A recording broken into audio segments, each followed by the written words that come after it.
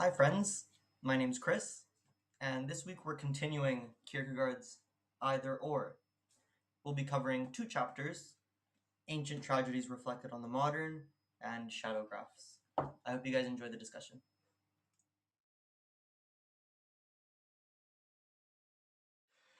So welcome again to Book Club.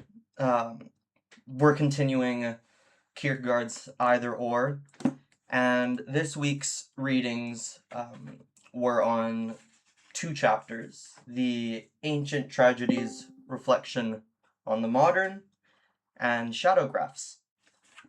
So these two sections are written by author A, which we've discussed a little bit. And author A is one of the, I guess, anonymous writers that submitted these papers and that were compiled, and he discusses the aesthetic life, or the aesthetic mode of living. Remember that this book, there's two kind of modes of living. There's the ethical mode of living and the aesthetic mode of living. And the first half of the book, part one, is just author A, or a discussion on the ethical, on the aesthetic mode of living. And so, the ancient tragedies reflected on the modern. It's a discussion on tragedy, on what tragedy consists in, on how we've thought about tragedy, and of how Kierkegaard thinks, or I guess author A thinks, that it's become something different in the modern time.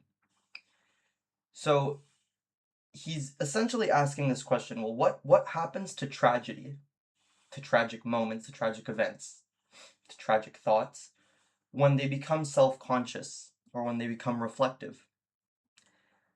And he asks this in first trying to probe or look at examples in ancient tragedies. So think of like the Greek plays. In these Greek plays, oftentimes there are issues or instances where fate kind of gets roped in, or where family guilt gets roped into the tragedy, where there's social duties or divine commands. So yeah, essentially, ancient tragedies reflection in the modern is like a reflection on what tragedy is and what tragedy consists in. The general question is that Kierkegaard has, or I get that author A has, is in asking whether or not something changes to tragedy if it becomes self-conscious. And so he does so by first looking at ancient tragedies.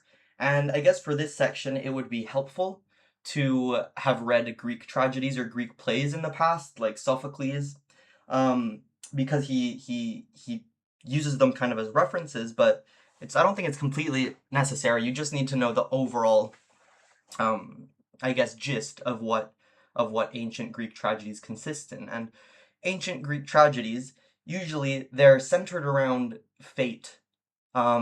So like something tragic happens, but because it was destined to happen and it was going to happen, there are things that get roped into these plays and into these stories, like family guilt, or like divine commands, social duties, inherited curses, just like the environment and the cosmos imposing itself onto the story, and then tragic events taking place because of this cosmic imposition, or this environment imposing itself on it.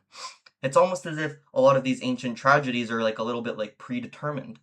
It was fate, it was going to happen either way. That's what makes it so tragic, that there's nothing that the character or characters could have done otherwise. The characters in these plays, in these ancient tragedies, like in Antigone, one that he discusses, they suffer because they belong to this like larger ethical order. They're one piece in this big pie, that is the play. And so Kierkegaard, or I guess author A, is looking at all of these ancient tragedies and saying, well, none of these individuals are really like thinking about themselves in a self-conscious way. Things are happening to them, and that's what makes it tragic, but modern tragedy is of a different nature. It's categorically different. And so he talks about, yeah, three ancient Greek plays, like Oedipus, where they have to, like, he ends up marrying the mom and killing the dad, or Antigone, where family duties get in the way of of obeying the king uncle, the king who makes rules about who can be buried or whether or not a brother can be buried, and Agamemnon who has this type of like inherited guilt. But all of these Greek tragedies, they share something in common, and that's that all of the characters belong to like a larger ethical order. Um, and so suffering, it's something that comes externally. It comes from the outside. Suffering is a result of the environment imposing itself, or fate imposing itself on the characters, and that's what makes it tragic. He doesn't think that that's the most tragic type of tragedy. He contrasts that with the modern tragedy, or a reflective type of tragedy. A tragedy that's tragic because of its psychological nature. It's something very, very internal to the character, to the person, and that's what makes it so tragic. It's not just fate, it's not just the environment, it's not just duties um, that make the story or the event that transpired tragic. It's a self-awareness. It's like a constant self-questioning of what's happening to you and why it's happening to you. It's this type of like indecision and this multiple possibilities that you're faced with. It's like a self-awareness, a guilt, a secrecy, this type of like internal contradiction and friction that's going on within you because of all of this questioning. These are the things that make you suffer, and these are the things that make it so much more tragic than all of the ancient Greek tragedies. If you watch all of the ancient Greek tragedies, or I guess read them, you notice that the characters don't often question themselves. Why is this happening to me? Maybe they do it a little bit like in passing, but the focus of the play is not that. The focus of the play are these heroic actions or these big external like movements and acts, and that's what makes it tragic. It's someone being slain or it's someone dying, and yes, that's tragic, but what's more tragic and what's more aesthetically rich is the psychological nature of suffering, the constant self-questioning and self-reflection.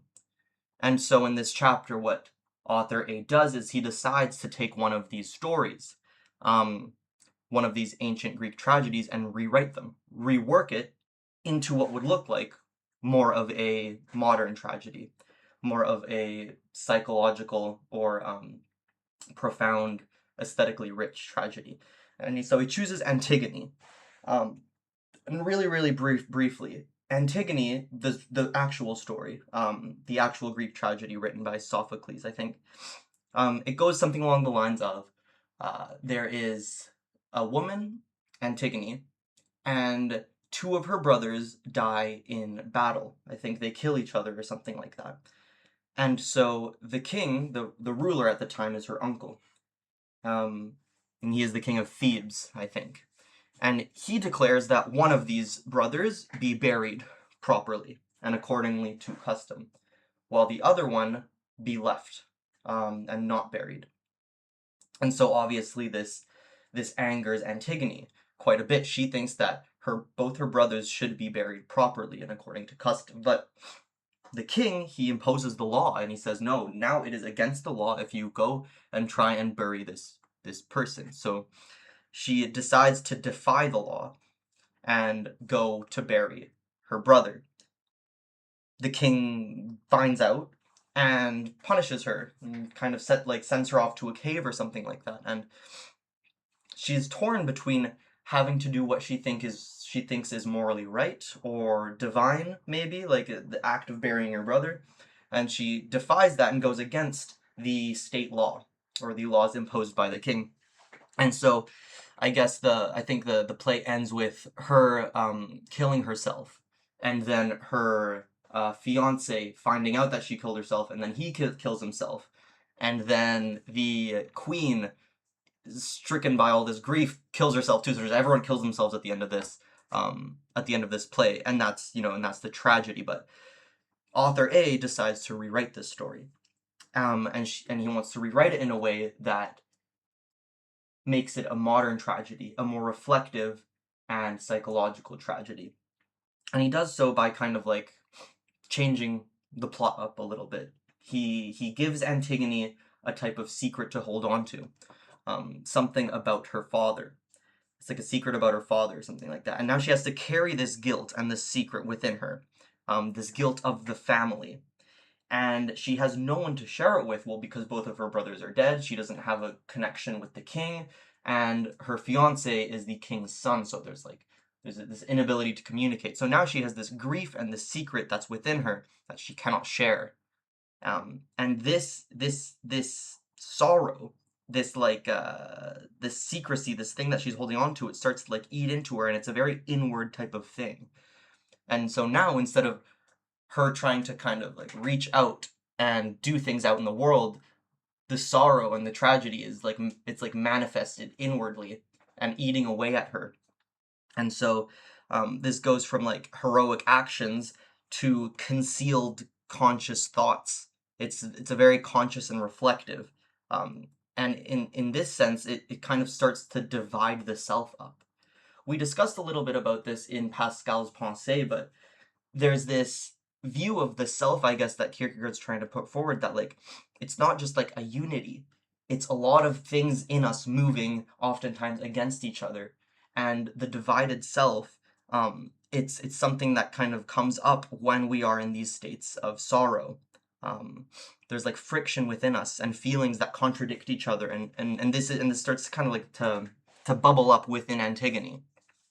And so this is essentially what happens. Her pain, Antigone's pain, no longer comes from an inability to bury her brother. It comes from the inability to communicate, the inability to share her innermost self with the outside world, and then in doing so, this kind of leads her down a hole of despair.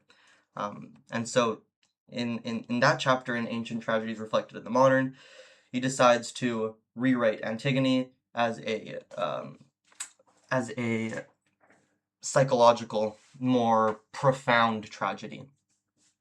And so I think this kind of plays well with the discussion that we were having last week a little bit, where we were talking about Hegel, or I guess 2 weeks ago, we were talking about Hegel and Hegel's objectivist views of world history.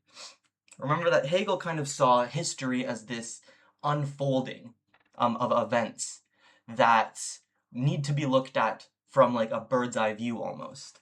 Things like morality and religion and history, all of these things were kind of like a progression it's a progression. We're getting closer and closer and closer to an ideal, to like a perfect state of morality, or to perfect religions, or to perfect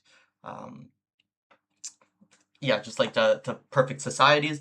And although the progress is not always linear, we're always getting a little bit closer. We're always marching up the hill. In the same way that the analogy I always like to think about is in the same way when you're hiking or trying to get to the top of a mountain, it's not one straight line up. You know, sometimes it goes up and down, but overall you end up making progress. And Hegel kind of saw the world in this way. Obviously, Kierkegaard didn't like this at all. And I think the reason that he's writing this chapter in the way he is because he's trying to highlight, he's trying to shift the focus from this objectivist view to a focus on the self and the subjective, on our own experiences through life, as opposed to looking at the world unfolding as this like big masterpiece. And so he starts discussing things like fate in Ancient Tragedies, and he wants to shift it away from fate, which is this kind of like external cosmos imposing phenomena, into subjectivity, or the self, reflection, from public actions and big heroic acts to an inward consciousness of self-reflection. He wants to shift the focus from external necessities, like the need to do certain things for one reason or another, to internal conflicts and frictions within the self, and the dividing of the self. And so that was essentially Ancient Tragedies Reflection of the Modern, as I understood it.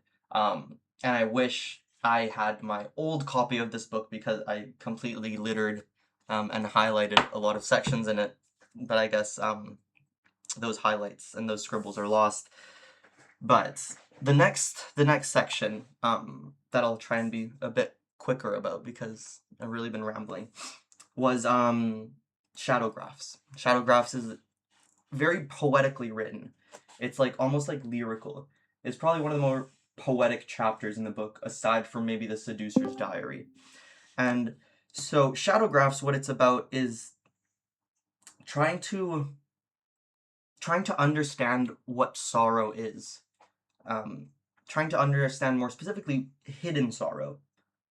And author A thinks that hidden sorrow is just not something that you can fully perceive. You can only indirectly perceive. This book, it's either or. Yeah, Soren Kierkegaard. Yeah, so he talks about shadowgraphs, and he thinks that hidden sorrow, it's something that you can only see the shadow of it. You can't see it in its fullness or directly. In the same way that like I can see across from me the shadow of my head in the wall, I can't see any of the details of my eyes or of my eyebrows or nose or anything like that. And he thinks that hidden sorrow shares this type of feature. It's not something that can be communicated. It's not something that can be perceived directly. We can only infer it through the traces that we get. When we say that we perceive sorrow, or we say that we perceive this type of hidden sorrow, really what we're perceiving are traces. And these traces can come in the forms of a lot of things. They can come in the form of gestures, or the tone of someone's voice, or someone's facial expressions, or someone's words that they choose. It can come from the silence that someone kind of like engages in, or the atmosphere and the mood of the room. But never, never will you be able to fully perceive someone's hidden sorrow directly, one to one. In the same way, like, I can probably never communicate a thought to you so that you perfectly understand it the way I'm perfectly understanding it. I can only get really close to explaining it to you. The same thing happens with hidden sorrow. We can only get traces and little bits and pieces and um, indirect like approximations of what this hidden sorrow might look like in someone. It's something ineffable and extremely personal. It's a phenomenal experience that can't really be shared. And so um, he's saying here, I think, that like that we're reading emotion through suggestions and through gestures. We're never actually seeing the emotion in its full light. And he chooses to discuss women in this section, or at least like a female figure. Um, and I'm not too sure why. I don't think it has anything to do with like gender norms, but probably there is some influence there on the characteristics he's giving this type of woman when discussing hidden sorrow. Maybe because of the time that he was in.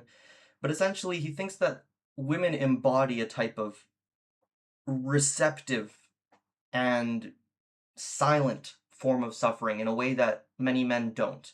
So maybe it's more like a feminine traits, he thinks, or feminine aspects of sorrow.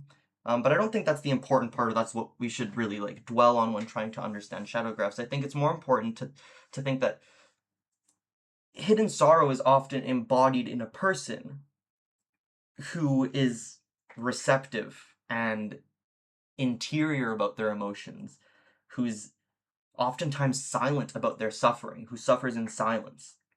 He thinks that this form of consciousness, that's maybe characteristic of many women, um, is something that's more defined by waiting and by patience and by loyalty. Um, this type of like possible abandonment or unspoken love. It's more of a quiet and reflective type of sorrow, as opposed to the ancient Greek types of sorrow that are like big and dramatic and expressive and outwardly. This type of hidden sorrow is very inward. It's very subjective. And so he doesn't think that women are tragic, or this type of hidden sorrow, it's not tragic in light that something dramatic occurred, in light that your partner left you, in light that your child died. This is not what hidden sorrow is. Hidden sorrow is something more. It's something far, far greater. It's living with the aftermath of a tragedy. It's living as an after image of a traumatic event or of a tragedy. What matters is continuing life with the wounds that you carry from the tragedy, not the tragedy itself. And hopefully that makes a little bit of sense, but I think what he's trying to get at here, I think author is trying to kind of sketch out hidden sorrow in that, in saying that the pain that we oftentimes experience in life from whatever tragedies these may be, and I guess he's using romantic tragedies to best explain this, but the pain that comes with these tragedies, it's not very constant. It's not like you cut your finger and then you hurt in the same way forever. It heals and it scabs over, but there might be an ache that's left there. And the same thing happens with romantic tragedies. You might have your heart broken and that hurts a lot in the moment, but you're left with an ache. And that's this hidden sorrow. It's everything that comes after. This pain that we need to live with after. It's the scars that we need to look at and tend to after the tragedies happen themselves. The nature now of this pain or of this sorrow is completely different than the nature of the tragedy that the Greeks kind of demonstrate in their plays. And so in this way, I think hidden sorrow, it's gaining a lot of things. So it's no longer just the tragic event or the pain in the moment. When you remember it, or when you start to think about it, when you have to live with it afterwards, you start to think about possibilities. What would have happened if this or if that? What if he didn't leave me? What if he did this to me? What if they were nicer to me? What if we had kids together? What if we never got into that fight? What if they never cheated on me? And it's all of these what ifs and possibilities that you kind of like replay in your mind that adds to the sorrow. It can also be the idealization of this person or of this tragedy. The idealization of maybe thinking, remembering something for something better than it actually was, and that's what's kind of growing the sorrow. It's making it bigger than it actually was. This sorrow grows into consciousness, and it grows into consciousness and eventually becomes something bigger than it was in reality. And that's why it's of such a different nature than other types of sorrow. And this is why I think that this type of sorrow is a lot more beautiful, a lot more aesthetically pleasing, and why it's in, the first section of the book as opposed to the second, because it's something that's ineffable and subjective. This ambiguity, this incompleteness, all of these things are so characteristic of the aesthetic stage of life. They're just like far more rich. He also talks a little bit about absence and how absence sometimes, or the absence of a person, it sometimes becomes something far greater than the presence of that person because of exactly the thing that makes sorrow or hidden sorrow greater than normal sorrow, in that we're always thinking about possibilities, hypotheticals, and what ifs.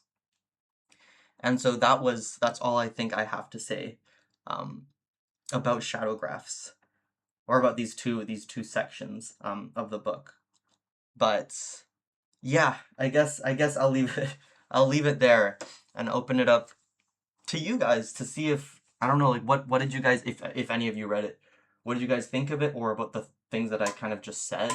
Um, is any of this meaningful? Is he onto something? Yeah.